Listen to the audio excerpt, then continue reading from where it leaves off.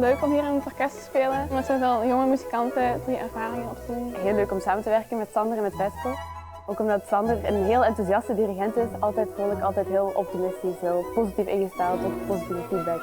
Ik denk dat het een hele goede ervaring is om met zo'n goede muzikant samen te mogen spelen. Hij weet precies hoe het stukje in elkaar zit en Vesco geeft super goede tips.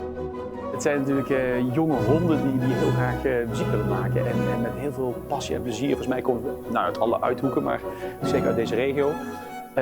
Heel talentvol, spelen ontzettend mooi. We hebben een geweldige solist erbij nog eens. En je merkt dat ze zo gedreven zijn en fantastisch spelen. Dus ja, voor een dirigent is dat alleen maar een feestje wat we mogen dirigeren.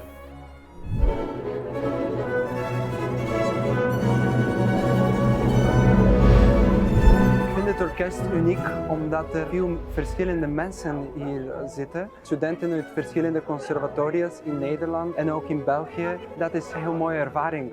Met Vesco te spelen is het heel bijzonder. Ik heb wel eens met solo's gespeeld, maar met Vesco is het anders, want ik wil ook luisteren naar wat hij speelt. Tijdens de repetities heeft hij een bijzondere handtekening gemaakt op ons. Die sound dat je hoort van zijn viool, dit is echt een unieke ervaring. Ik ben altijd echt onder de indruk van hoe snel ze alles doen. Onze repetities waren altijd beter en beter. En we hebben op concert eigenlijk het beste gepresteerd.